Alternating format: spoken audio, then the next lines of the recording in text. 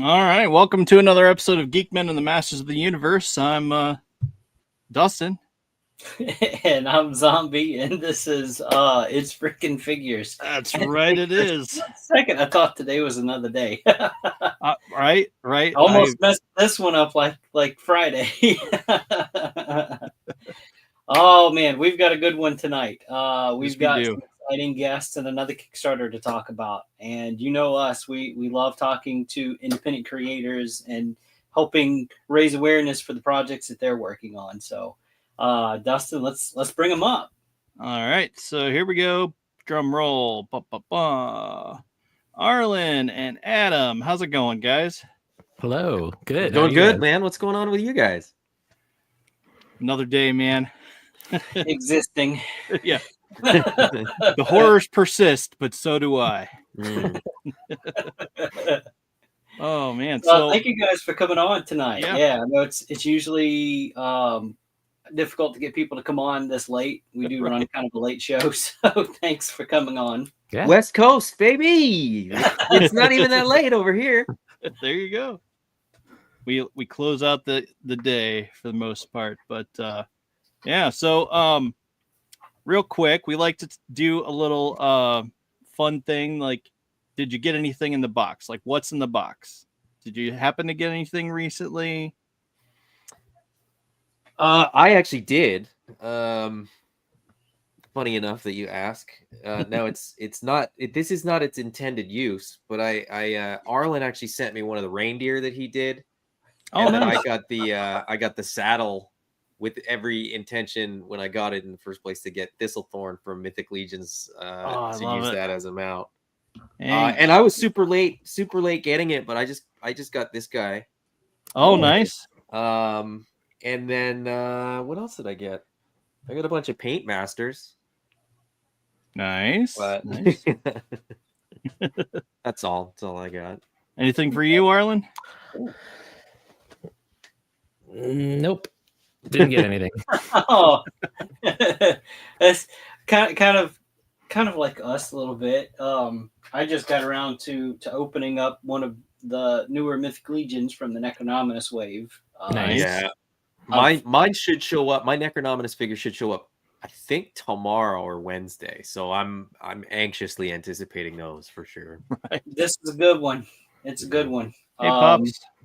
I've got some heads that I'm painting to take some pictures with on this one. I just got to wrap them up. But yeah, no, if you are familiar with Mythic Legions at all, like in the past, like on this new body, it's a total game changer. Like, yeah, you'll see when you get it. It's the Valiant Knight body, right? So I got the Valiant Knight, a year and oh man, like a year and a half ago, I guess, almost. Jeez, time flies. Yeah. So I've been very, very excited to get the knights in this way. I'm not even a knight guy, but like now that they have soft goods and faces, helmeted knight didn't really do much for me, but now I'm into them. So they're all wired, so yeah, dude, real good. So yeah, no, you'll love it. Yeah. Oh boy, Dustin, what about you? Did you open anything? I did, and it's from a sponsor apparently. Oh. Bulk Dominoes is the sponsor.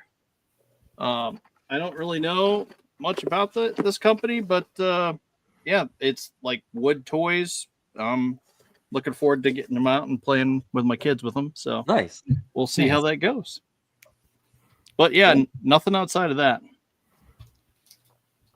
Nice. What's up, Road Pig John? All right, so let's get those. I'm sorry. Let me just. How many of those do you plan on stepping on in the middle of the night, Dustin? None. Considering we have a block box. A block box it's a box that we put the blocks in, sure, and that's where they all go. So, sure. What's up? I'll ask again in a week. Well, they better go back in the box because he's a whiz. How's it going? Hey, Abby, what's happening? Oh man, I see Road Pig John here too. Mm-hmm. Of course, I see Pops. Yep. All right, so let's get into this. yeah.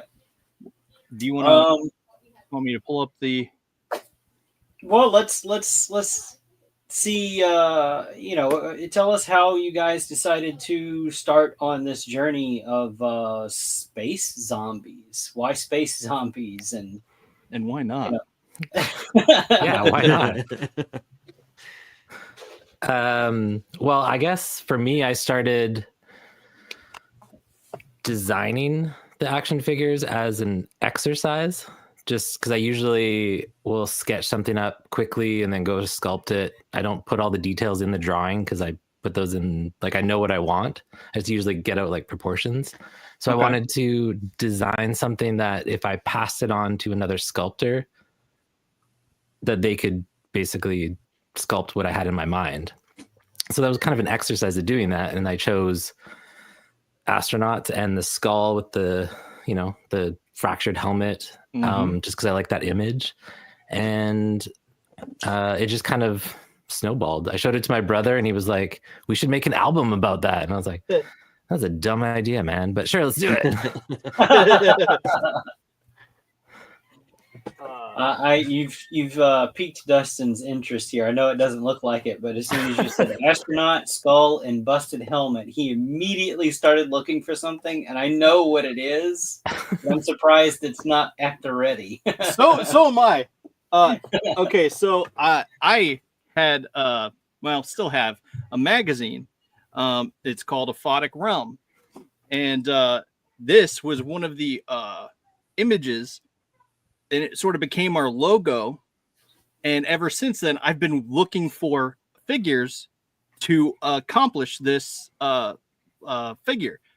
Like, I had my eye on there was a NECA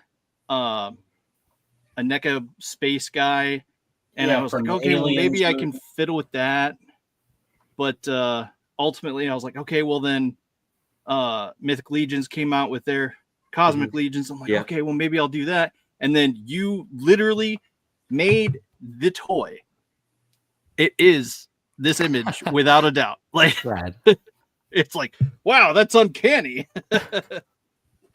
So I'm excited. Yeah, awesome. Here's another one. Yeah, that's our newest issue. Nice. So yeah, I knew exactly what you were going for too. Yeah. I got excited and I'm like, oh man, I should totally get that out. Not thinking, of course. You don't get the magazine, you don't send the link for the show. You're a mess tonight, man. Yeah, I am. So what about you, Adam? Arlen and I sort of came into contact by way of Animal Warriors of the Kingdom. I was at the time, just a big fan. I wasn't working for Spiro Toys yet. And I kind of reached out to Arlen and I was, asking him questions and trying to get him to do a video and like trying to, get him to sort of promote himself and sort of get out there because people are interested. And he was like, no, I'm not interested. And I was like, okay, that's fair. But then we met in person at Joe Fest last year, and Arlen and Ira, Arlen's brother is Ira, who's sort of the lore master for Space Zombies from Mars. They were at Joe Fest and they had a table with, a couple prototypes and, some stickers and stuff like that. And I was chatting with Ira a little bit and I was like, oh yeah, these are cool sculpts. He said, yeah, my brother did the sculpts and we've got a record, that's sort of the soundtrack that goes with it. And I was like, hold on, like, what are you talking about? And that was what drew me sort of more into the line, and I wanted to know more about the lore and stuff like that. Like the figures are rad, like that's obvious when you look at the designs, right? But the fact that they were going to do a comic book and the fact that they were going to do a soundtrack, and I say gonna do this, they had kind of done the soundtrack, and then the comic book, there's already pages done and stuff like that, so they were sort of well on their way. But weren't quite at the like business end of it. And so over the course of like the Joe Fest weekend, you know, we had a couple meals together and we're in airports together. You know, unbeknownst to us, we'd actually flown on the same plane to Joe Fest, but had never met in person. So like we didn't realize that had happened. But then we sort of flew back on the same airplane. So we're, you know, hanging out in airport lounges, having a couple drinks and stuff like that. And just ended up kind of being brought into the fold, and that was sort of the beginning of where we are now. So that was sort of the beginning of, okay, let's actually do this. Let's make some toys. And yeah, the rest is sort of on display in the Kickstarter, I guess. Awesome. No, that's great, because like half of this hobby of being an independent creator and everything is networking and who you know and who they know, and it's wild. Like I've been painting some of Arlen's stuff for years through other independent printers and everything, and so it's like, this is my first time getting to meet you like face to face. It's like, you know, well, you know, as close to face as possible over the internet, but right. So it's wild. Like we'll be interviewing somebody else and they'll name drop you, Arlen. It's like, oh yeah, I know his work. Like I can't say I know him, but I know his work. Well, and I know yours. Yeah. Yeah. So well, it's always interesting to see who knows who. And it's wild too, because you know, across, you know, the across all of this, right? Like we are dealing with you know, factories and project managers that work on other lines. And Jason from Spiro Toys from Animal Warriors of the Kingdom did, you know, the logo for us and did the paint masters for the bodies. And so people are like, oh, do you know this person? We're like, yeah, I mean, they've been involved, you know, like the toy making community is surprisingly small when you sort of shed light on who's doing what and stuff like that. So it's really, really cool. And it's actually really fun to be a part of, because it is such a small community. You know, you show up at conventions and you do videos and stuff. People are like, oh yeah, I know. Like you realize, you know, it's like Kevin Bacon, right? If it's within the toy community, like it's probably not even 6 degrees. Like it's 2 or 3. Most people sort of know everybody, which is really, really fun and really cool. That's awesome. Yeah. We had just interviewed the guys from the Realm last week, and they'd mentioned, you know, Spiro and you, Arlen, and I was like, oh yeah, like they kept naming people that I know. It's like, oh yeah, they mentioned that they did. He did the logo for them too. So Jason's out there. So yeah. All right, so let's go ahead and dig into your Kickstarter here, Dustin. If you will bring that up, please. All right. And forgive me, I'm going to hop over and control that window here because I can't do anything with the comments. So Dustin, that's on you. Yeah. Okay, so Space Zombies from Mars. First of all, are we going to get flagged if I click play on your video? Is there any kind of copyrighted music or anything? Nope. All right, I'm going to go for it. It would be us that would flag you. We won't flag you.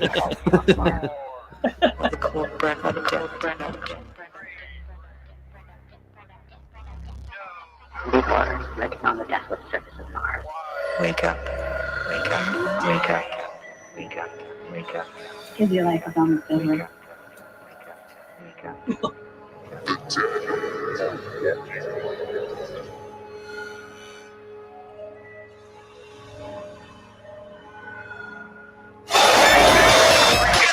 Deep waters, lurking on the deathless surface of Mars. A cosmic thriller that blurs the line between science and fiction. How cool is that? I love that. It's awesome. Nice. Oh, I've watched that. I don't know how many times I've watched that now, but like every time I watch it, it brings me joy. Yeah. And then when I get to watch it, like doing these videos and stuff, because everybody wants to like watch it, and I'm like, oh man, it's just so cool. I'm just very, very happy. That was actually Arlen's buddy that made that for us. So. Yeah, I was just about to ask who made the video. So yeah, my buddy Ryan Steele did it. Him and I, we were in different bands back when we were Hey, like kitty. 20, and we would always play all these gigs together and just hung out all the time. Same sort of thing, same sort of community, like the toy community, where everyone kind of like knows everyone. And Yeah. he's been doing some stuff, like really cool stuff for a lot of beer commercials and stuff. So I reached out to him and said, hey, do you want to work with us? And he's like, yes. So it was awesome. Nice. Yes, I do. All right, so it looks like you've got a goal of $117,718. More or Mouth- less, yeah. 777s in there, and you're No. almost at 20K. So that's not bad. No, it's not bad. I mean, Not a bad we're kind of chugging along, like it's a slow and steady kind of thing. I have to mention this, because people kind of look at the numbers and like this is a marathon. It's not a sprint. We got 28 days to go. Oh yeah. We're only really 2 days really in, 1 weekend in. So we got plenty of time and yeah, I mean, we're happy with where it's at. It's really just doing videos like this and sort of getting the word out to people that's going to get us there.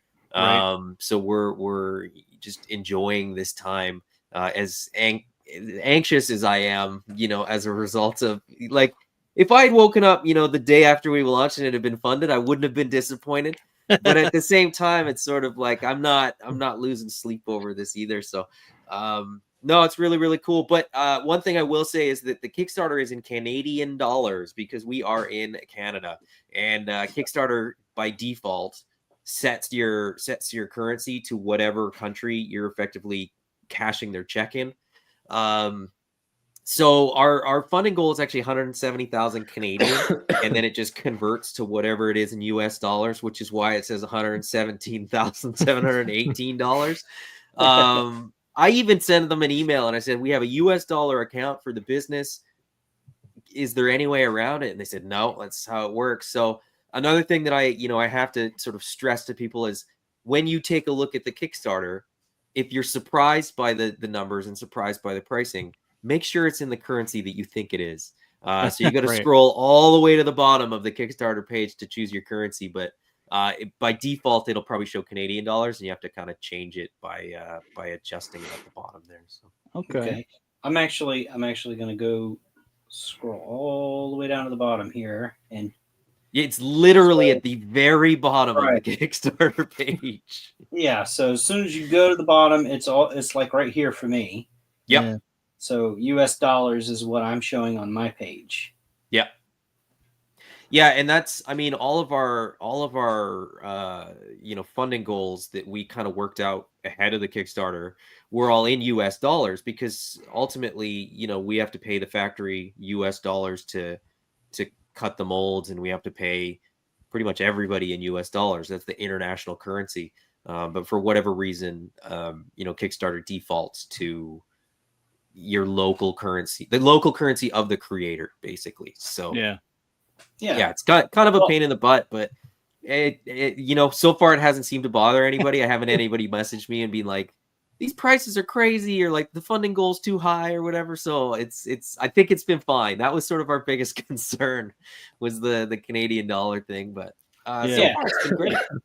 Kickstarter can be so confusing for some people too. Yes, I mean, it's really not as confusing as it may seem at first once you start digging into it. Like once you get a couple of Kickstarters under your belt after you've pledged, you kind of understand the ins and outs as someone who pledges, how everything kind of works in the end. And some people do backer kit, some people don't do backer kit. Some people, it's like once the campaign's over, it's like, no, like that's it. Like now we get to work, and there's no, and then some people leave their stuff open to where you can still go in after the campaign's over and add stuff if you want to. And so there's all kinds of different paths you can take with Kickstarter, but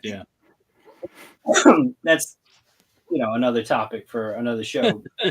Almost 20K in 2 days. That's nothing to sneeze at, That's no, not at all. Not starting number.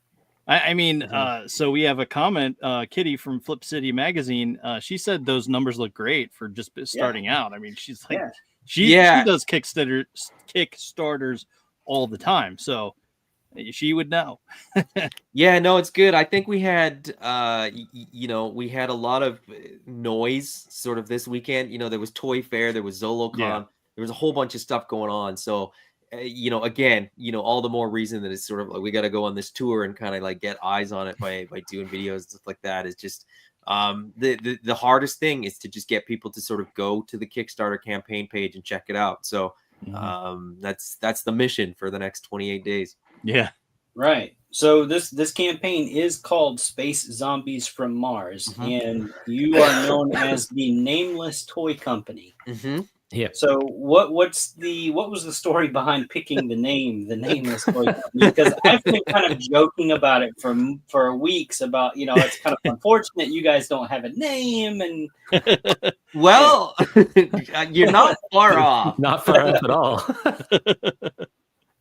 I have been trying to figure out a toy name for the past 10 years, like a company name, and I couldn't come up with anything, and then brought Adam and Ira on board, and I was like, hopefully you guys have something cool, because I don't. We went through like an exhaustive list. I mean, there was names that we were like, okay, we'd be happy with that, like it would work, and then we were kind of like, you maybe we grow into a name, maybe we pick something and then we sort of grow into it, and like, maybe we'll pick something that we don't even love and grow to love it over time, but we just couldn't pull the trigger on anything. Like all three of us were never confident or sort of comfortable with anything that we came up with. And this went on for months. Like, and it was kind of like taxing. It was like depressing, because it was like we can't do anything until we actually have a company, because you have to register a company and you have to like get all that stuff sorted out beforehand. Yeah. And it was just like, okay, we have to have a name. Like you can't just be a nameless company. I mean, you can be in Canada, you can be what's called a numbered corporation, and they just literally give you a number. You don't get to pick it. You just get a number. Oh, we were like, we don't want that. And then one morning, Arlen texted in the group chat, and he goes, what if we just call it the Nameless Toy Company? Like, what if we just don't have a name? And we were like, that's rad. Yeah. And then I was like, and we can abbreviate it to TNT Co. And we were like, that's even cooler that it like abbreviate, like it, and it just all kind of like it, and it was just kind of like us giving up on coming up with a name. It was like, what if we just don't have a name? What if we just move past this?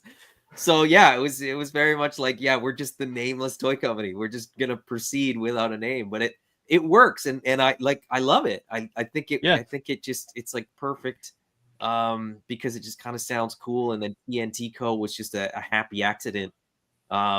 So yeah, that abbreviation kind of explains the two cross sticks of dynamite in your logo too. So that's cool. Well, and it also is beneficial because you can go into another Kickstarter and it doesn't have to be zombies. It could be anything else you want to. So that may not be the direction you plan on, but it's beneficial because you could still have this corporation, this it's there and branch out and do other things. But there was absolutely an element of not wanting to name it something that kind of limited what we could do. And there was a few kind of like almost like space themed names that we were like, what if we don't do space next time? Like, what if we don't do something that's sort of in this vein?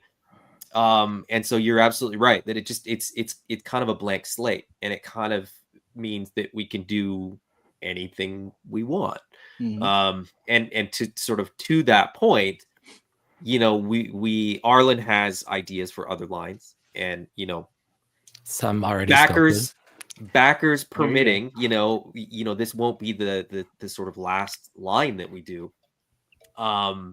This is just what we're doing right now. Right.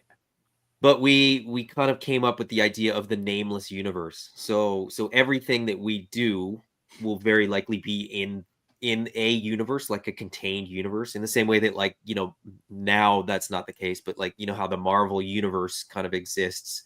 It's like you don't see Batman in the Marvel universe because it's like a different universe. So the rules kind of are malleable, and you get to kind of decide like what's the history of this universe and all that kind of stuff. So yeah, it just worked out really, really well for us, and it was just a sort of a random serendipitous thing, and Very much so. but it's paying dividends now because it fits everything that we want to do. So that's awesome. I'd have to agree with that. Yeah. So let's go back to the Kickstarter here. Where let's take a look at some of your offerings. If I can find my cursor here and get it moving. Sorry, it was way off page. So I'm just going to dig straight into the figures here. And so what was kind of the inspiration for your spacesuit? Like, is this something that you guys did extensive research on for, actual astronaut, cosmonaut suits? Or was this largely like a fantasy based from the get-go? Well, I did lots of reference. So, checked out a lot of actual space suits. I took elements from them. It's obviously not exactly like a spacesuit. Mm-hmm. Inspired by, I guess. A lot of the elements are kind of built around the articulation. So I wanted to try to hide as much of, the joints as I possibly could. So a lot of the bands are right where the cut is. So it kind of looks like it's part of the articulation. So that I started, I guess, reverse engineered it essentially. Because I noticed this, the leg is, you have the zombie leg that can swap on or off, I'm assuming. Yeah, so I think that's pretty cool. Yeah, and there's a reason why some of that's in silhouette and not full on, and we'll get to that. It's further down because I kind of did a preview of your Kickstarter page, but before we started, I'm going, now why is that like that? And then by the time I got to the bottom, oh, okay, that makes sense. Mm-hmm. So this one is Guy Garrison. Am I saying that right? Yep.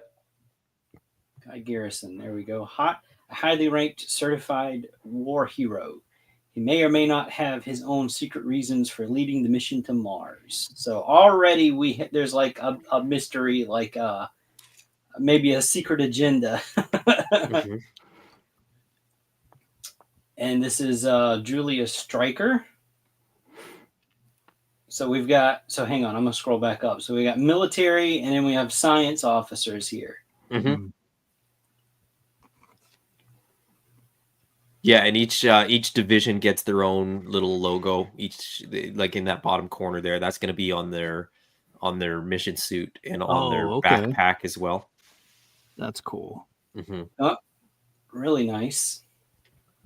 Ooh, cursor again.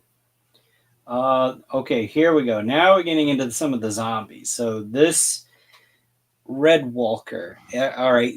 Just from the contrast of looking at this versus the previous two that come with all those accessories, this is probably going to be like your lower cost figure here, I'm assuming. Yep. Yeah. So like your builder type of build your horde type of thing. Mm-hmm. Yeah. Yeah, buddy. Yeah, I think the logic there is that there's not as many zombie figures out there, and if you're somebody that's going to want to build a zombie horde, having them with limited accessories and bringing that price point down kind of just makes sense, where you can get multiples and not have to spend the same amount as you would for a deluxe figure, and it just kind of makes practical sense from the perspective that, or at least our thinking is that there's probably going to be a lot of people that want more zombies than astronauts. Mm-hmm. Yeah, they're more of like a general type of character that you can do a lot more with versus like a named character with a very specific face portrait. Mm-hmm. So this is the first of the zombies that you have listed, and that falls under the military. But then you've also got some of the science officers look like they have turned as well. Mm-hmm. And I'm seeing more of those silhouette heads. Is the plan here to have alternate zombie portraits to go with this, or is this other like humanoid type portraits? Yes. Okay, I got you. No, I've been, nothing's really as hidden as it seems. Like they're shadowed like that, but between images that we've shown, between things that people have seen at cons, between little Easter eggs that we've sort of said and things like that, none of this should be really surprising to people when it is brought to light, literally brought to light, brought out of the shadows. But we wanted it to be a little bit of fun. And I've literally had like 2 people kind of say like, well, why not just show everything? Wouldn't people be more inclined to try to unlock it? And maybe, but isn't it more fun to have people speculate and guess and like try to figure out what everything is? And I've heard some guesses that were like bang on 100% accurate for some things. Nobody's got everything correct. And then I've heard some like absolutely completely incorrect, just wild guesses where I'm like, did you are you not putting certain things together here? And it's like seeing the leg, like you said, like, oh, there's a zombie leg here. And there's people that are like, I wonder what that is. And I'm like, really? Like it's we didn't even like blur the silhouette. It's pretty obvious, really, if you kind of put it next to what the leg is in the other picture, right? So yeah. Right. Well, I mean, but there's other things that people haven't caught or people haven't mentioned or people haven't kind of put together yet. And I'm curious if they will or not. There's I kind of have like a list of like things that I think are obvious, knowing where all the pieces go. But I'm gonna wait and see if anybody mentions it or anybody says it or anybody asks about it. And then at the end, I'm gonna be like, you guys missed this and you missed this and you missed this. Because again, this is a lot of fun for me. Just like we launched at a time that no one expected us to launch. These are the things that like bring me joy. Knowing everything, I still have to keep like little sort of things for myself to make this entertaining. So hearing people kind of speculate and try to guess and like try to get answers out of us, like that's what I'm enjoying about this. Well, it's like if you're playing a card game, like with people saying, well, why don't you just show everything? Well, you don't do that when you're playing other games. Yes. Like you keep your cards close to your chest, Mm-hmm. Yeah. You don't go, oh, well, this is what I've got. Let's see your hand. Yeah. Well, I win by default. That's not how the game is You played. gotta know when to hold them. Well, you could play that way, but what would be the fun of that, right? Like that's just I don't. No, that's not how I want to play. Like right off the bat here, looking at your walkers, like for say for this guy, for the military one, if I go back up and look at this military figure here, it's the opposite leg shown on your walker that's the exposed leg. So I'm assuming that's going to be able to be popped on to this figure here. Bingo. To make him, where he doesn't have the one boot, where it's not asymmetrical.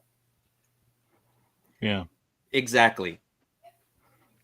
Yeah, that's again, that's one of the little things. It's not by accident. Right. Like if you actually put, the colors next to each other, you'll be like, oh wait, this makes sense. There's there's 4 limbs on a zombie, and all the red walkers effectively get 3 zombified limbs. And lo and behold, take a look at the shadows and see and sort of figure it out. It like I said, we're not trying to be like super clever or anything like that. It's just like it's just more fun than just showing everything. Yeah, no, that's part of the fun. And Dustin, there's your busted helmet there. Yeah. So this one I absolutely love. And this is your exclusive for your Kickstarter. So this is the glow in the dark walker. Correct. I love this thing. Yes. And he's a different color. He's red. Yeah. Yep. Yeah, so the glow in the dark Was this my idea? I can't No, remember. I already if had this- it. You I already had it. Okay. Yeah. I really wanted an exclusive, and I wanted their like a glow in the dark perfect. If everything goes according to plan, and we still haven't finalized this, it will be glow in the dark, 100%. That's like locked in. If everything goes to plan, what I would really like is for this to be a little bit translucent. So think like blue Hagnon or green Hagnon. Just think Hagnon. Or something like Super 7 Ultimate's Ghost Jaga, where there's like some paint apps over top of translucent. So it'll still look like this. You'll still get all the sort of zombie, look with the blood and the gore and all that kind of stuff. But also we tried to render that, or Arlen tried to render that, and translucent does not render. You can't, it just doesn't, it looks transparent, which At is least not I what couldn't we- get it. Yeah. I mean, without reading it, when I saw the picture, I'm like, oh wait, does this one glow in the dark? And then I'm like an idiot. I'm like, it's right there in front of me. Like, yeah, it's glow in the dark. So we have this one's a super question. cool. Acres of Movies is asking, are you making a Darkman figure? I'm not sure if that's relevant to later in the campaign or, but no. no. I think this guy jumped in last week's episode with the other people we were interviewing, and maybe he's confused on what this is. Like this is their own property. This is not something that exists already. So they're not making characters like Darkman or characters from Spaceballs from your other post, and that's not what this is. Yeah. No. All right, I'm gonna get back here to the window because I hopped over it. All right. Yeah, no, you guys got me with this one. Like I'd have just this irradiated kind of glow in the dark zombie kind of. I've looked at the back end of the Kickstarter, and I think a lot of people like it just immediately went straight for this guy. Yeah, with good reason. I mean, those Kickstarters, like the exclusives, that's your only chance to get them unless you just secretly have like a surplus set aside. Yeah, absolutely. And we've been saying that this is a Kickstarter exclusive. That your best guarantee, or your only guarantee of getting it, is during the Kickstarter. If there are any additional quantities that we end up with after the Kickstarter, they will be exclusively available through us. So whether that's maybe at a convention or we do a giveaway or something like that. But as I said, the only way to guarantee that you're going to get one of the glow in the dark zombies is through the Kickstarter. Nice. Yeah, and that's always a slippery slope, offering something that you label as a Kickstarter exclusive outside of the Kickstarter, because you've got those people that's very vocal. It's like, I was a backer and I went for this figure, and now you're telling me I could have got it at this other convention. Why are you selling it? Like I've seen that happen a couple of times. So if you want the exclusive, go for the exclusive here during the campaign, people. Yeah, we will not be, these will not be available to retailers. Like we're not selling these to anybody. You have to get them through the Kickstarter. And then tell us a little bit more about this, because this is the soundtrack that you had mentioned. So is this a vinyl record? Yep. So my brother and I spent a year and a half recording that album, making all the music, like all synthesizers, and there's some guitars and some other stuff in there too. It's an experience. It's like a concept album. I always call it I can't even remember what it's called right now. Adam, help me. It's a soundtrack to a movie that hasn't been made. That's it. Yes. Okay. Yeah. So it's very much like a soundscape, kind of like think a true soundtrack. Don't think this is like songs that go with the figures. It's think of, the Interstellar soundtrack, or like, something like that, where it's musical and it's sort of ephemeral, and I love it. I've been listening to it for months. I just got the masters. Arlen and Ira got them before me, so they've had them a little bit longer. But Now that it's mastered, it's even better. Like I was listening to it in my minivan, and my kids are like, "Do we have to keep listening to this?" And I was like, "Yes, you do." But yeah, I love it, and it's super fun, and it fits the line perfectly.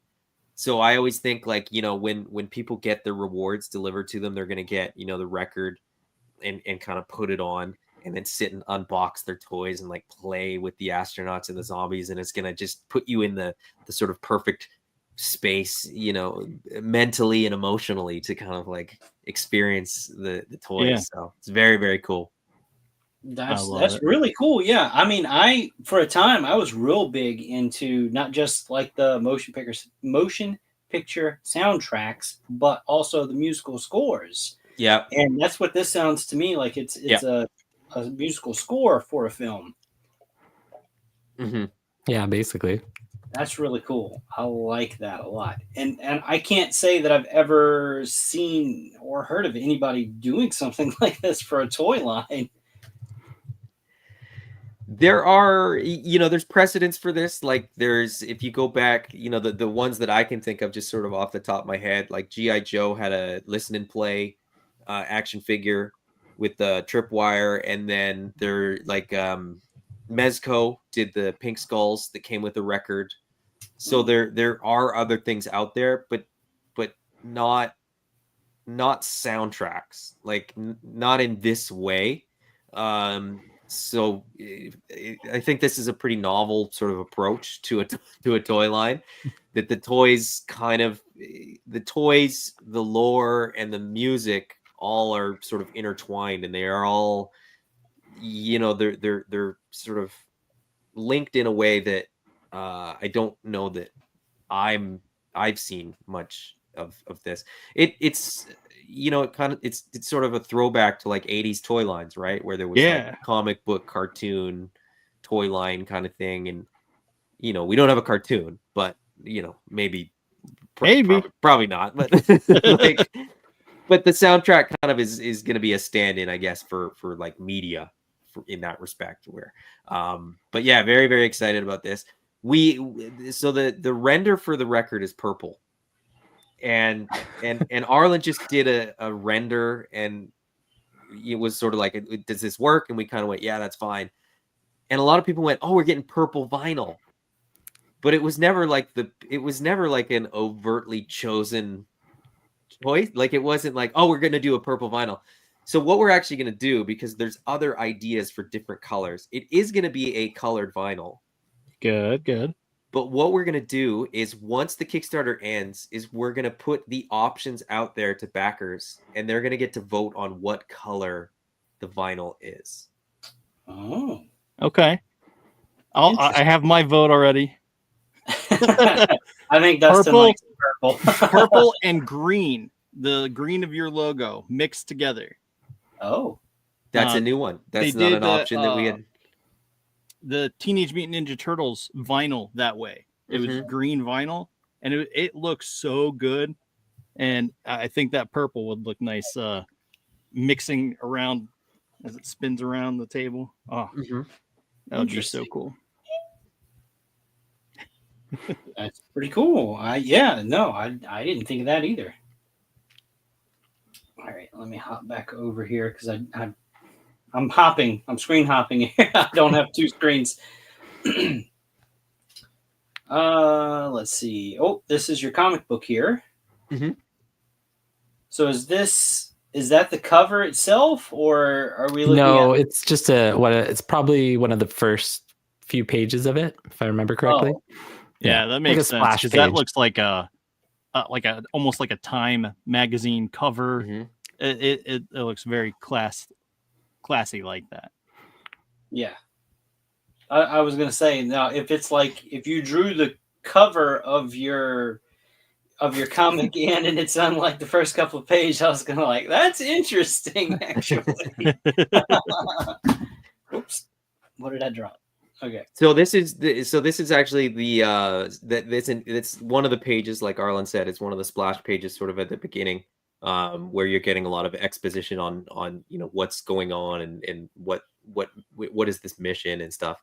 And so Modern Times, that magazine right there, is sort of the in-universe version of Time magazine.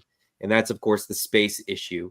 And so the 4 astronauts that you see on the cover there are actually the 4 astronauts that there are figures for. So those are the 4 Nice. sort of named astronauts on the cover. So this is sort of like the issue that's sort of talking about their mission that they're about to embark on. Oh, that's awesome. Cool. Okay, now we're talking stretch goals here, and there's that funny conversion there. Yeah.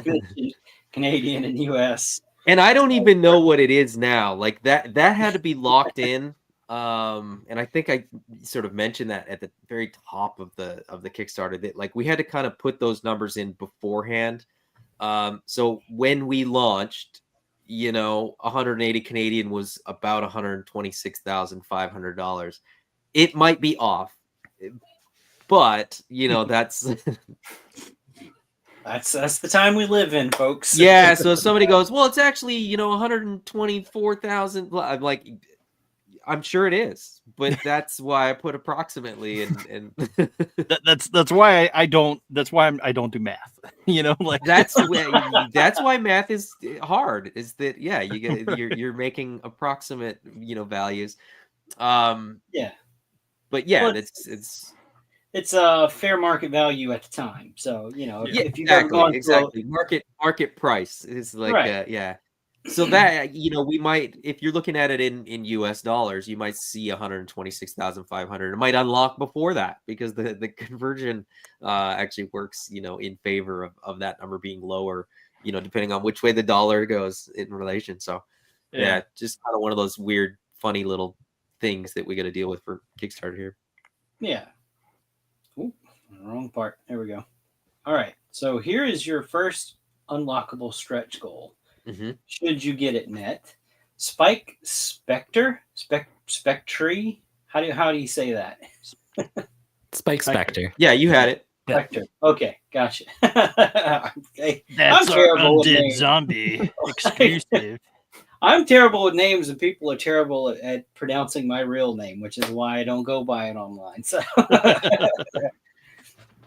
no, again, the red color here is what grabbed me first, and then I noticed this little thing down here, like this. I don't know, is that a head or something? Like, Wait, hang on.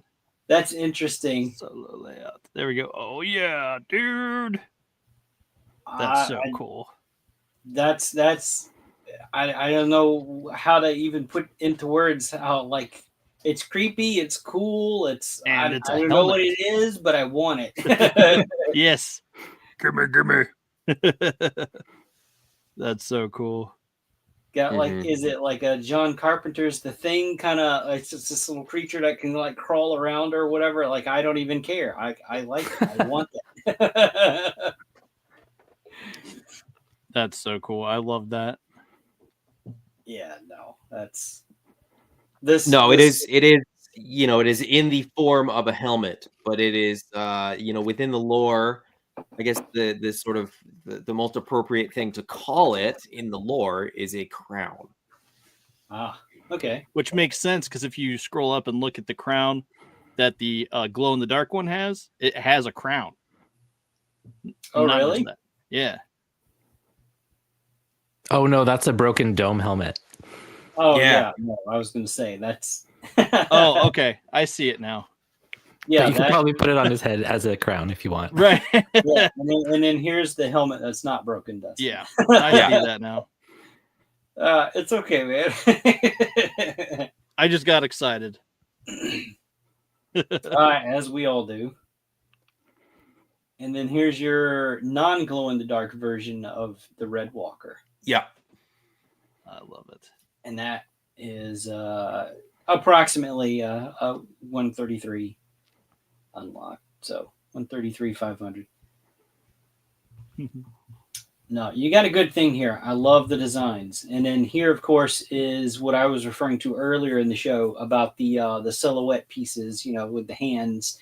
because they're unlockable. They're stretch goals. Those expressive hands, you know, they cost a little bit to make. It's not just something that people can just throw in with production. You know, if you're not familiar with production costs and all that kind of stuff, I'm sure you guys get asked a lot. Well, why don't you just put those in to begin with? Well, it costs money to produce those types of things.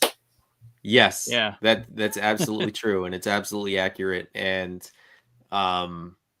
you know, everything that gets added in there adds additional cost. And so it was sort of one of those things where, how do we, as we sort of move through this, increase the value to backers, but also sort of give us more stuff to work with? And so, you know, these are all hands that functionally you might not need, but like for posing them, for toy photography, just for sort of play value and like the fun of these, you know, these add a lot of value. And that's sort of similar to, you know, the other pack in unlock that we'll get to a little bit further down, where I like the okay hand. yeah, I like it looks like they're doing this. I mean, I definitely know collectors that will probably exactly. That's probably what they'll use them for. Yeah, absolutely. Yeah, pretty much.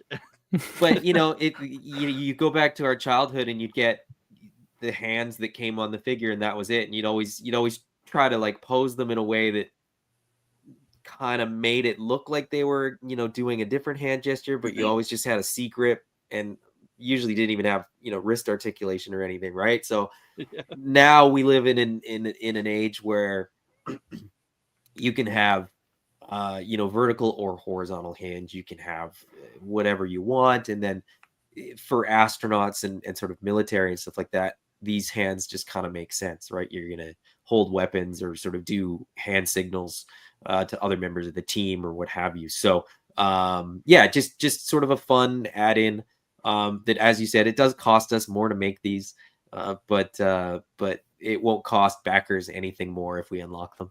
Nice.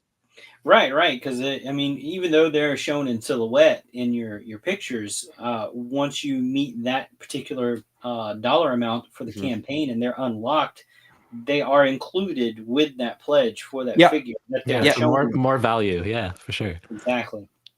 Yeah, and I mean the idea for that, you know, doing pack-ins that sort of, you know, become no additional charge to backers is that, you know, if you back this now before this sort of unlock happens, it's in your best interest to kind of share the Kickstarter and like get your friends and get other collectors switched onto this, because as we unlock those stretch goals, you get more stuff, right? So it's kind of like help us help you, and sort of get it's a pyramid scheme. Yeah, it's no. Oh. Here's us, and then we just need to get these people on board, and then they just need to get these people on board. So I think it's also important right now to mention that through Kickstarter, when you place your pledge, you're not charged immediately. No, you're not charged until that funding goal is met and the Kickstarter ends. So correct. you can look through this, find everything you like, do the math, add it all up, do your conversions, and figure out what exactly you want, how much it's going to cost, and make that your pledge. You don't have to wait for it to get funded. And if you wait for it to get funded, that's actually detrimental to the Kickstarter itself, because that slows things down a lot. So to get to these stretch goals, you really have to get those pledges in. Your money is safe until the Kickstarter ends and it funds. Yeah, absolutely. And that's a very good point. And, you know, people have asked about, you know, an all-in bundle package. So they've seen all the astronauts and they said, you know, how do I get an all-in bundle? We won't have an all-in bundle until we've unlocked more stuff, because from past experience that I've done, you know, through Kickstarter, what I found was if you offer something that isn't unlocked, it becomes problematic and people get a little bit confused about it. So what I've been saying is the all-in, if you want one of everything that we make, you know, if you want everything that's in the campaign there, all the 11 figures or whatever it is, and the head pack and the record and the comic book, you'll be looking at about $350 for the all-in. So, if you're thinking that that's the way that you want to go, you put a reward tier in and you add some stuff in to get to that $350.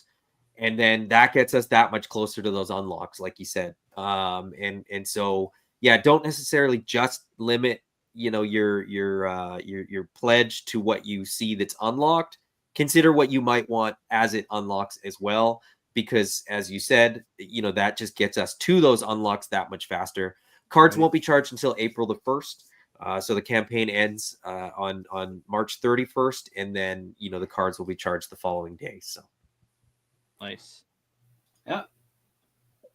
And let's see. The next unlockable goal here is another figure, and I see some new silhouette pieces here. It looks like a little bit of gore here, maybe I don't know, a gruesome wound here or something. I don't know. it looks interesting though.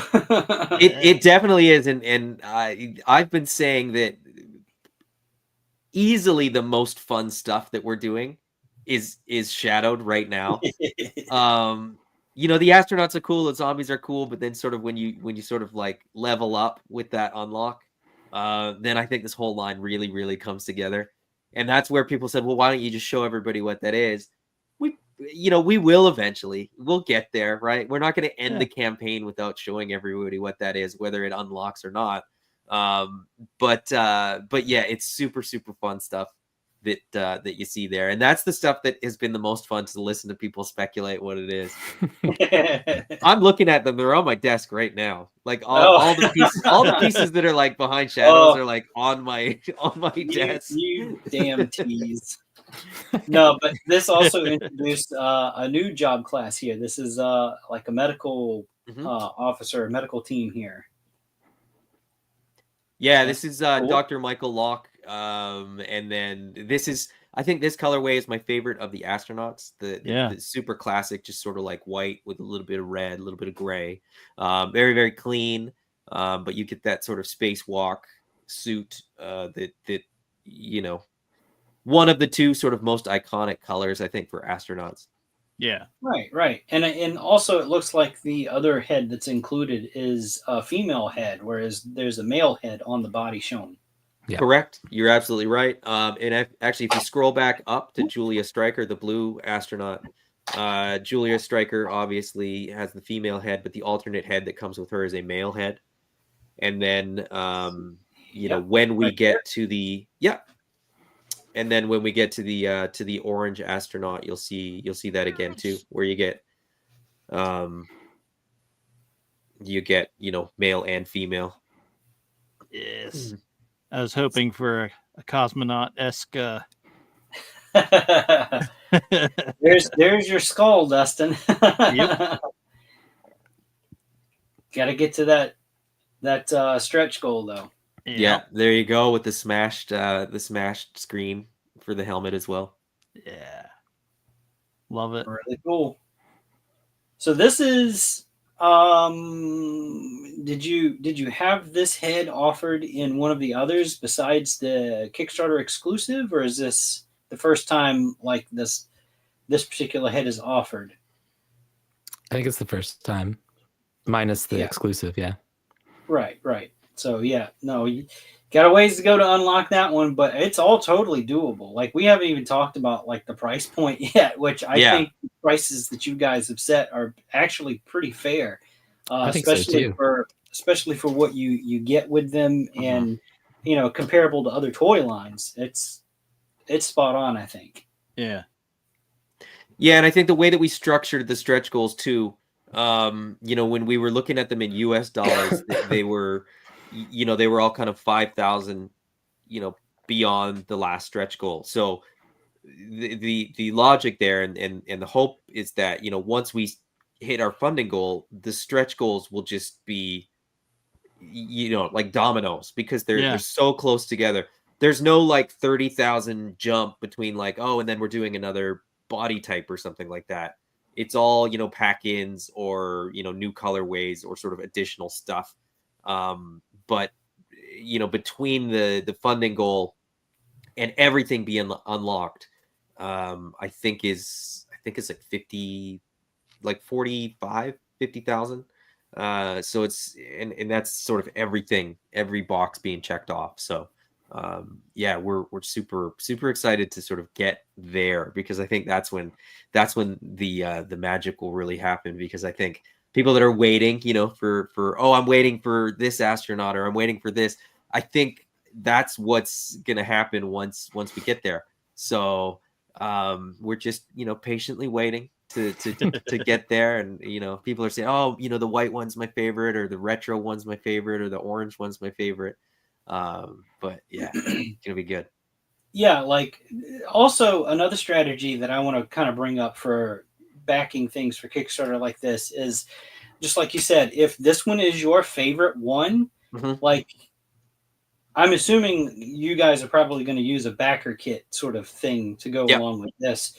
And in most cases, you're allowed to switch whatever you pledged for. Like if this is the figure that you want, go ahead and pledge for one of the figures, and just this is the one that you're going to end up ultimately getting in the end anyway. So don't wait for it to get unlocked. Go ahead and add that pledge. If you see this, you want it, go ahead and pledge for it. Yep. Yeah, I mean the as I said, the likelihood that everything isn't unlocked if we reach our funding goal is pretty slim, because it's kind of, as I said, one of those things. But you hit the nail on the head. A lot of people kind of wait, and they're like, "Oh, I'll just wait till it unlocks, and then I'll sort of back it," which it can prove kind of fatal, because if you don't sort of put your money where your mouth is, it might not get there. Now we're ultimately very confident that it will, but the sooner it does, the less anxiety I have towards the end of it. I know. I'm not even involved in these things, and I'm a nervous wreck watching them. It's like, oh my God, I don't know how these people deal with the anxiety and the stress. But I'm back to your pricing and everything for your stretch goals. I was actually going to mention that, like, as we're getting into them, they're like, price-wise, they're not very far apart. No. Yeah. No, and each one kind of represents, like an additional tooling plate, or an additional little bit of tooling that we need. So there's sort of cost incurred with everything, as it unlocks. But the sort of base for what we need to do to just get the body done and everything like that is what the funding goal is. And then we're not gonna make any money off this Kickstarter at the way that we've sort of set the pricing, and the way that we set the goals and stuff like that. So we really truly just want to get this stuff made and get this in people's hands, and to sort of use Space Zombies from Mars as sort of the springboard to get other figures, potentially lines. Like that's kind of the big thing, is that the Nameless Toy Company isn't the Space Zombies from Mars toy company. So people, when people ask, like, are you gonna do this, it's like, we're doing this right now. So you like this, like, get on board, let's do it, and then and we'll worry about that stuff when we get there. Let's live in the moment a little bit. Yeah, exactly. Let's move first. So I do have to ask, this zombie parts pack in here, you do have multiple colorways for your astronaut suits. Are you planning on doing just one or two colorways to match with that, or are you going to do all of them? It's the add-ins on the figures, so all the blacked out parts on the figures. Oh, okay. That's representing that. Yeah. Oh, yeah. So this isn't this represents the shadowed parts that you see in the figures. It's just represented in this way, to sort of give people an idea. It would be virtually impossible to kind of like show all the different ones for the different astronauts. It represents the shadowed parts for the astronauts, as well as the shadowed heads for the zombies. Right. So this is a similar thing to like the extra hands that you see that's silhouetted. Correct. So just to clarify, this itself is not like an additional pack of limbs and stuff that you can get outside of the figures themselves. Correct. More stuff with your figure. Yeah. Just want to try to help clear up any kind of confusion. Appreciate it. And then here is your orange one that you had mentioned. I love the little ukulele here. Yeah. And each this character comes. Go ahead. No, I was just gonna. This one's an engineer, and thank you for not making it red, because that would be, I cringe every time I see Star Wars and there's someone wearing, not Star Wars, Star Trek, and there's someone wearing red, and I'm going, oh, you're an engineer. Why are you leaving the ship? Yeah. No, all the characters come with, unique little accessories that are a reflection of who the character is within the lore. So Georgia McBride, loves music, and so she's got the ukulele. She's an engineer, so she comes with the drill. The science officer comes with rocks. She's gonna investigate the Mars rocks, and she's got the sort of pincher mechanical claws to kind of do sciencey stuff, I guess. But yeah, the accessories are super fun, and that ukulele has been one that a lot of people have mentioned. A lot of people have been pretty excited about that specific accessory. So Now, I see something that looks like it's an articulated jaw on there too. So I don't know if that's what that is, or I don't. Well, there. I mean, I'll show this. Like, so this is that skull, and this is articulated. Okay, Nice. that makes sense. So there is an articulated jaw in there somewhere. That's Gotcha. good.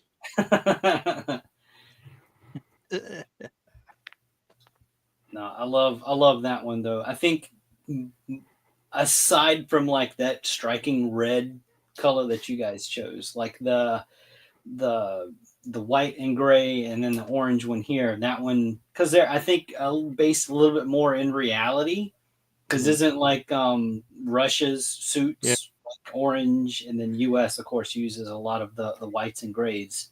So the white and gray suit typically is used as the like spacewalk suit. So when they're on like the space station and stuff like that, they have the white suit because against the background of the blackness of space, it's very, very visible.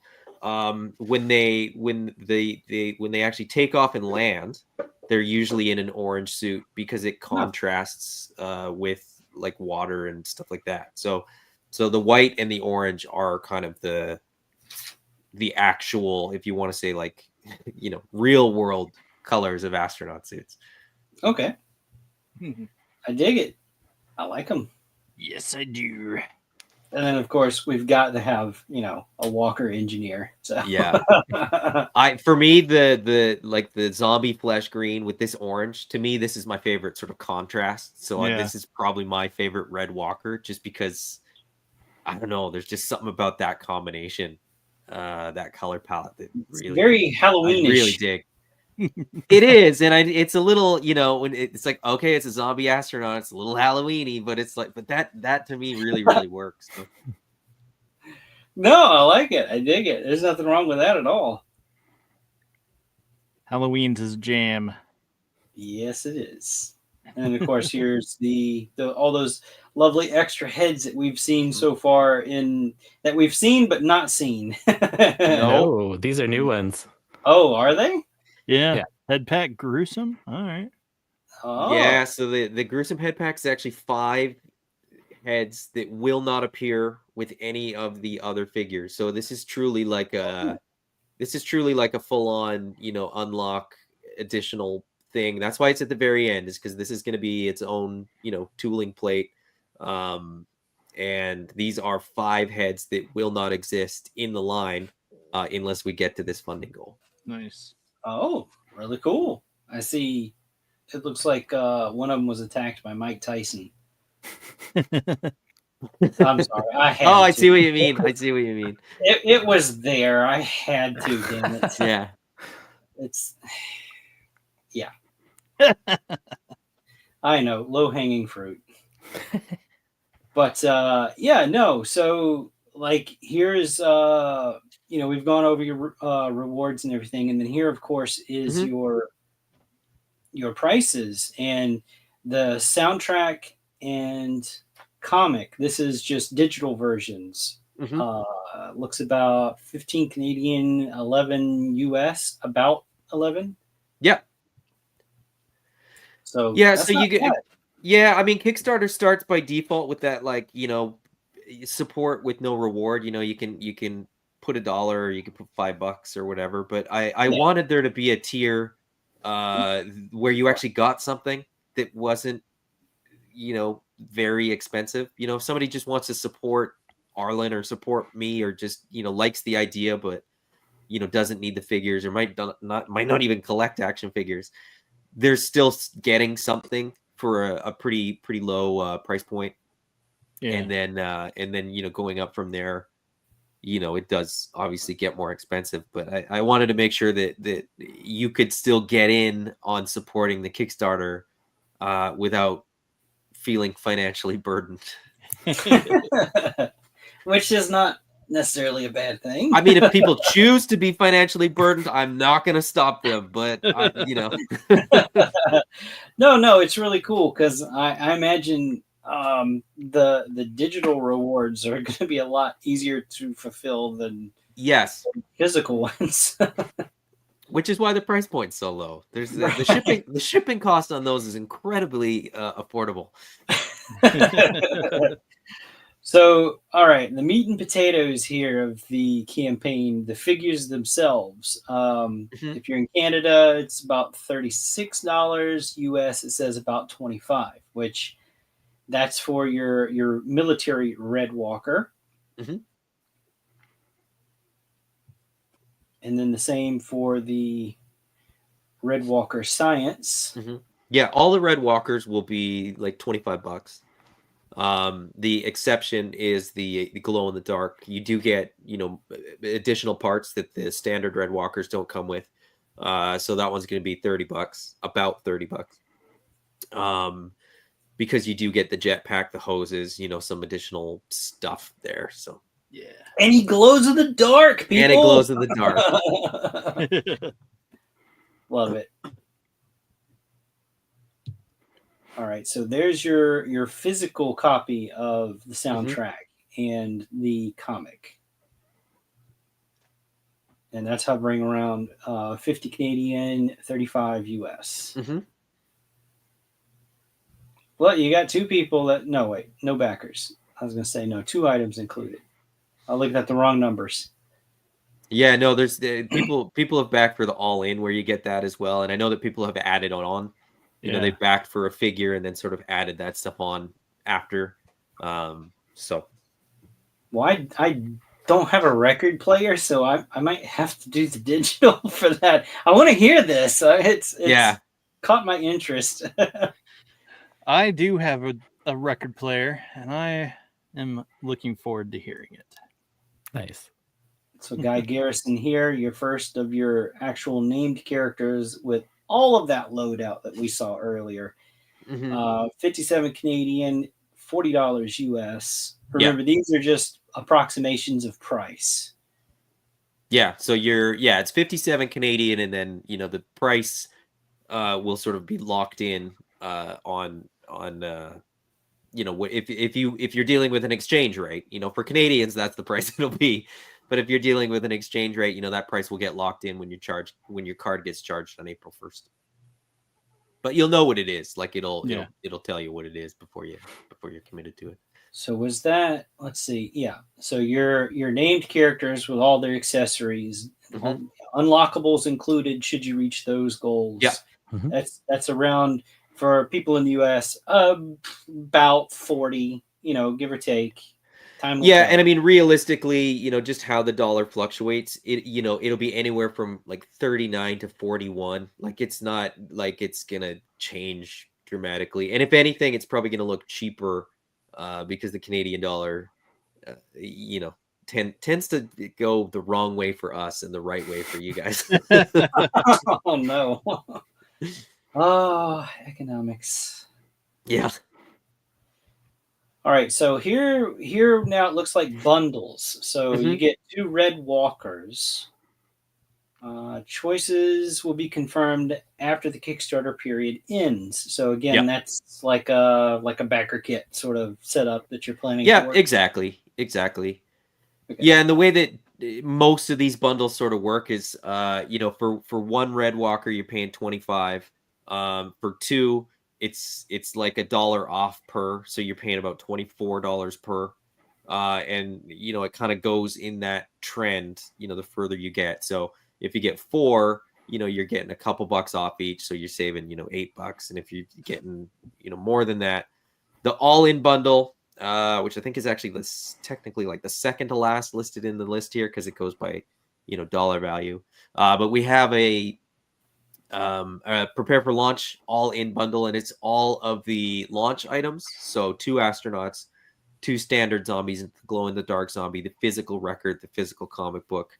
That's a no substitution one, but it also has the best value sort of per item. And then if we do the full all-in all systems go bundle, that one's, even better a price, per item. And so that was, I just wanted to make sure that the more people sort of invest in this, the better value that they get. So yeah. Yeah, no, it all sounds good, and remember, anybody that's, watching now or maybe joining the replay, if you like what you see, you don't have to wait for the stuff to get unlocked. Put that pledge in. Every dollar counts. Yeah, absolutely. Yeah, and like you've said, you don't get charged till the end. So there's no sort of risk here. We're not going to charge your card and then you're going to have to fight us to get money back if you change your mind. You go, you know what? I wanted 4, but now I only want 2, or I thought I wanted 4 zombies, but now I want, 2 zombies and 2 astronauts or whatever. You still have the ability to change your pledge and manage your pledge and add different things on and stuff like that. So, if you're into this, back it now. If you're into this, support it now, because that'll get us to the unlocks that much quicker. And then, like you said, if there's something that you want that's one of the further unlocks, the sooner you pledge, the better, because it tends to be the case that as the numbers keep going up, people that are sort of on the fence become more confident in the project, and then sort of they jump in as well, and then it has this sort of cascade effect where you always see a big spike at the end where people have been sort of waiting, which I cannot for the life of me understand, because I'm a day one backer usually. Like, I usually know like what Kickstarter I'm into, and I'm like, okay, and I get in there and I get my pledge in, and then I usually sort of like add to it over the course of the campaign. I've never kind of gone into a Kickstarter and like decreased over the time. It's always like, you know what? The more I look at this, the more I realize that I'm gonna feel like I'm missing out if I don't get one of everything. And like, couple of paychecks came in. I think and I'm like, okay, you know what? And I think I wanted one of these zombies, but I just saw a combination of it. That head on this one would look really cool, and so then you kind of and then it all locks in, and you're like, I'm gonna get a big box. I'm gonna go all in times 50. Yeah, explain that one to the wife. There's this box coming today. Yeah, you might need some help carrying it in. Yeah. that was me with Cat's Lair. So. Oh no. Oh yeah. 2 boxes. She had to carry one. You had to carry the other one, right? Yeah. She carried the bigger one. No, actually, I didn't even put on my shoes. I just picked it up, set it inside, and then like flipped it and rolled it gently into the house. So yeah. I don't even think I mentioned this. This is a 1/12 scale figure. It's a 6-inch scale figure here. So correct. Yeah. Also, that's going to fit in great with a bunch of other lines if you're into that sort of stuff. So, yep. We are part of the Madness Network, and there's a lot of horror fans that I know are into this sort of stuff. So, come on, guys, That's right. Yeah, no, this will fit perfectly with obviously classified stuff, Marvel Legends. Yeah. But it'll also scale perfectly with Action Force or Operation Monster Force, or those lines. And so we're really, really excited to be sort of in that, that sphere, because that's what I collect. It's the GI Joe Classified is I don't want to say it's the reason that I sort of got into 6-inch scaled collecting, because I was doing Marvel Legends, but it's sort of what really pushed me over the edge. And Arlen sculpted a bunch of those figures, and other lines too. Pretty much all the ones that you can think of. Like, I wonder if Arlen. Yep, he did. He probably sculpted for that line as well. The question is, does he remember doing it? Not all of them. No, but I mean, it's right there. Like, that's my favorite that he did is probably Serpentor. That's the one where I was like, holy shit, like this is like, and I didn't know that he had done it when I got it, and then I sort of found out after the fact, and I was like, dude, that's a great sculpt. And he's like, like Arlen's just so like passive about it, and so like nonchalant about like all these amazing figures. People, there's probably so many people that have like their favorite figure on their shelf, and it's something that Arlen sculpted. And people are like, "Oh, Arlen, like, what have you done?" And he's like, I just sculpt some action figures." I've done all of these.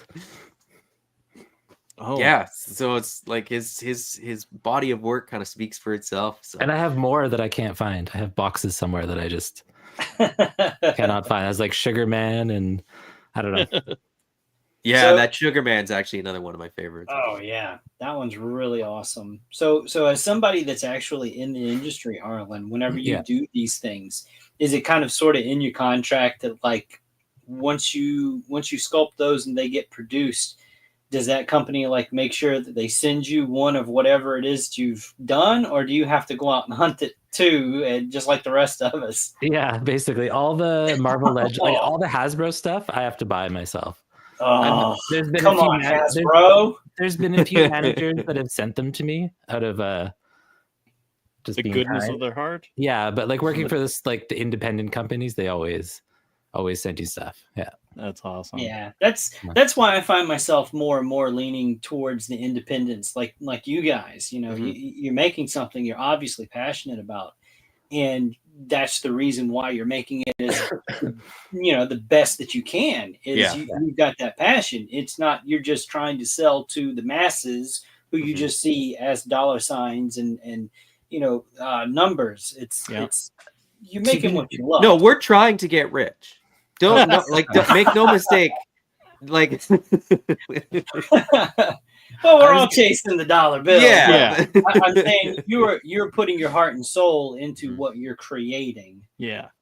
As opposed to doing some mass market stuff that you could just go down to any store and pick up. Yeah, I was just gonna say a lot of the managers that I work for at Hasbro though are very passionate and care about what they do. So it's not like the people that are actually working on the actual stuff, they do really care. And all of us freelancers do really care. You can tell when they do because the stuff turns out great. It looks awesome. It's, when it gets phoned in, it's kind of like, okay, yeah, fair. But, on this show, we do like to, spotlight independent creators. There's a lot of people on every other show that, I'm no slouch when it comes to buying stuff from Hasbro and everything. I've got plenty of their stuff, not, completely knocking the company as a whole, but there's a point where that mass produced stuff, it's just it feels like the same thing over and over and over again. And then so much of it comes out, you just can't keep up with it. So I like stuff like this, like what you guys have here tonight. It's much more isolated. It's a lot to wrap your head around, but it's not impossible to do. Yeah. I really like that kind of stuff. Cool. And there, we also we intentionally kept this tight. Like we intentionally kept this just astronauts and zombies.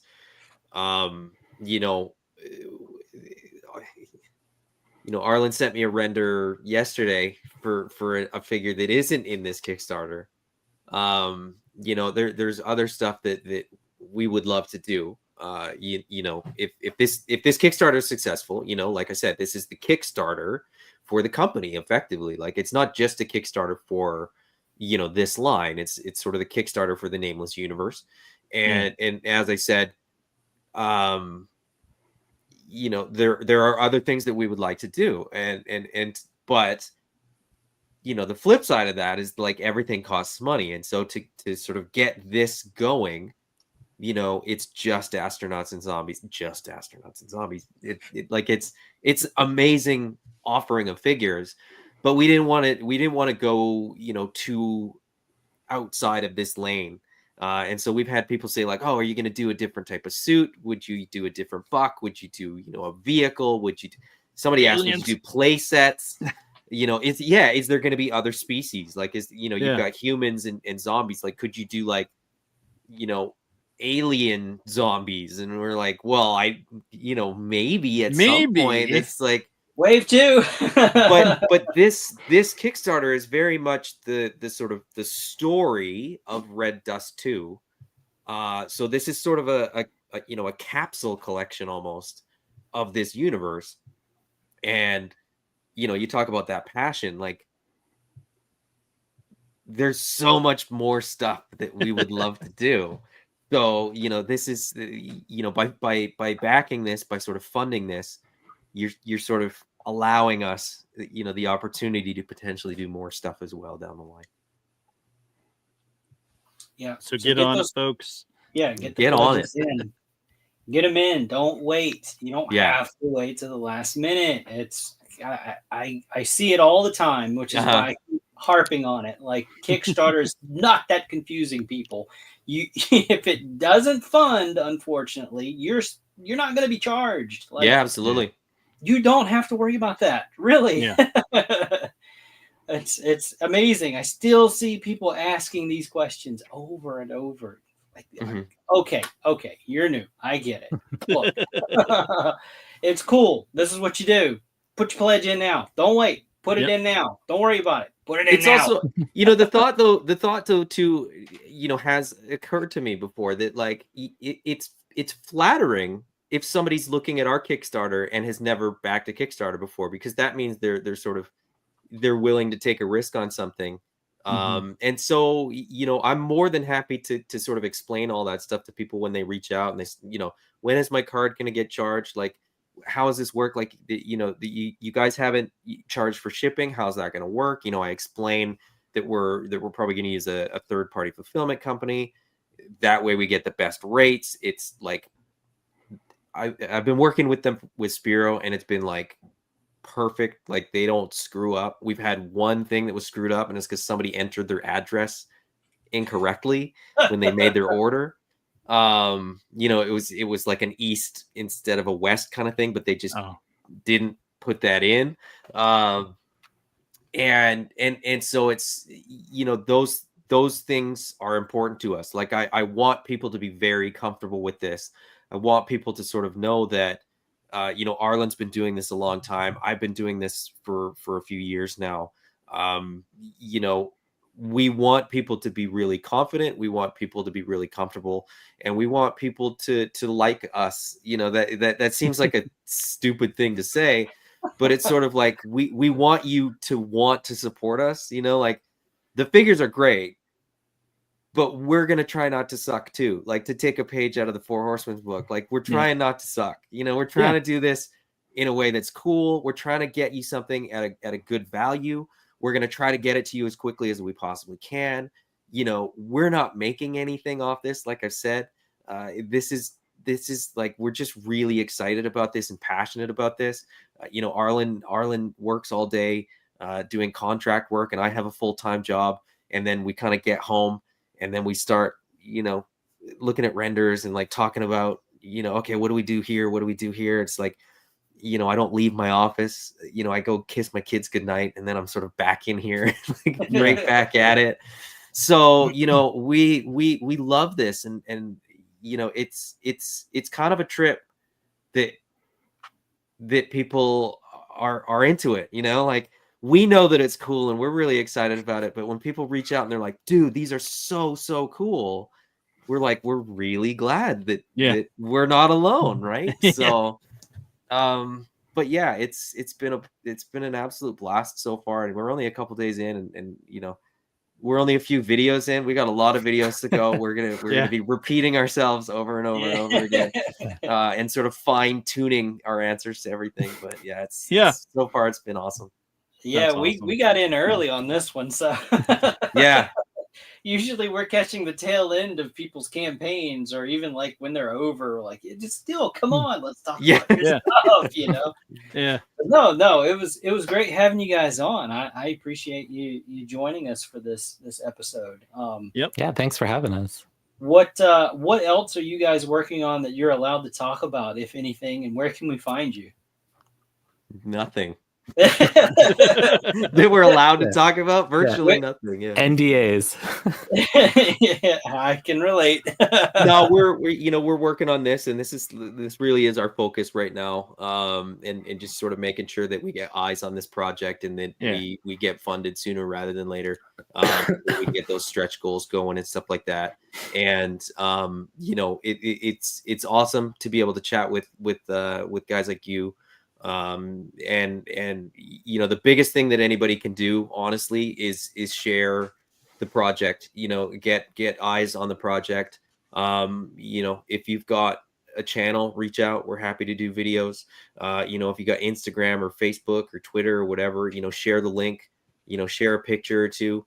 You know, if you're excited about this, reach out to people that you think might be excited about this. I kind of jokingly said, like, if you know somebody that, you know, lives in a cabin in the woods, you know, like, take a picture out to them and like see if they're interested, and, you know, figure it out, because you know, we all have these little spheres, these little bubbles of sort of our friends and our contacts, and you know, our reach is limited, but you know, everybody has another bubble, and you know, together we're going to make this thing work. And we really truly view this as a organic sort of crowdfunded one. I should mention that there will be online retailers that will have this if it funds. We've already spoken to them. There won't be a retailer bump. You know, you're not gonna see midway through the campaign a big spike in the numbers, because they've already essentially told us what they're willing to contribute. But we're not asking them to contribute during the Kickstarter. We want collectors to support this line and to sort of get us there. And we didn't want to put this sort of responsibility onto retailers if the interest and the excitement isn't there. You know, if we can't create the excitement, they shouldn't have to after the fact. So makes sense. I get you. Bold move. Yeah. Well, it kind of breaks the recent mold, but at the same time, like, you know, what I've sort of explained to people is that, like, if retailers back your Kickstarter takes, you know, 10 or 12% or whatever it is off the top for every dollar. You know, they take 10 or 12% just through fees and taxes and just the rate that they charge to run a Kickstarter. And then if a retailer is purchasing, you know, they're going to be purchasing with the assumption that they're getting a wholesale price. So when you put those two things together, you know, the margin evaporates instantly. Like there's nothing left. So you're not actually putting any money towards the project. You're kind of flat. It's like even. It's almost at a loss. And so I just didn't want that to be the case. You know, I wanted to make sure that we were putting as many you know, as many dollars into, you know, the actual project as we possibly could, because that just makes for a better product that allows us, you know, the flexibility to sort of make improvements and tweak things. And, you know, every time you check something, every time you sort of go back and forth between the factory, you know, there's additional fees incurred, whether that's shipping, whether that's, you know, more time, whether that's whatever. So we were very, you know, we were very calculated with this. We were very sort of clinical with this. And that was part of it, is that if we can get a little bit more margin, that gets us to our goals a little bit quicker. So yeah. And let me explain myself when I say that's bold, because I can come off kind of crass sometimes. No, I say that because there are people out there that won't back a Kickstarter Yeah, until and it's either funded or almost funded. So they've gotten to this habit of waiting for that big bump from retailers to join in. So I'm glad you mentioned that you're not going to include that in this one. So hopefully this can reach some people and get the word out. Hey, don't expect that big bump from like BBTS or something. That's not going to happen inside the campaign. Yeah. No, the retailers are super supportive, and they're fully on board. Which, as they should be. well, I mean, that's the thing, is that, like, you show this to retailers and they're like, when do we get them? Not like, well, we'll think about it. Like, literally they were like, yep, we will absolutely pick up the line. So that's that's reassuring, and that it's sort of great that retailers are on board. But as I said, like, as a collector, it's important to me that collectors are into this, because if they're not, I feel like, long term, where does that lead us? Like, I don't know. It seems bold, I guess, on some level, but it also seems like that's the spirit of Kickstarter. That's the spirit of crowdfunding. Like, we want the crowd to be behind this, not somebody that has sort of a financial interest in it, if that makes sense. Yes. We want people that are like truly like interested in what we want to do. So yeah, it's just it's really cool to have that opportunity. Fans. Exactly. Toy fans made by fans for fans. Yeah. Yeah. Yeah. Exactly. No, I totally get it. Like, I'm behind it 100%, guys. Like, I'm excited for this line, and I don't get excited for a lot of lines these days. But you've got something here. This is this is something special. Awesome. So again, here's the link to the Kickstarter. Go check it out. Even just if you just go to Kickstarter, type in Space Zombies from Mars, it's you'll find it easily. But seriously, go back their work. So where can they see your next interview? I'll at least ask that. Do you have your next one scheduled? Yeah, we're doing Toy Migos tomorrow afternoon. Oh, cool. There you go. Toy Migos, tune in, and maybe they'll get to stuff that we didn't ask.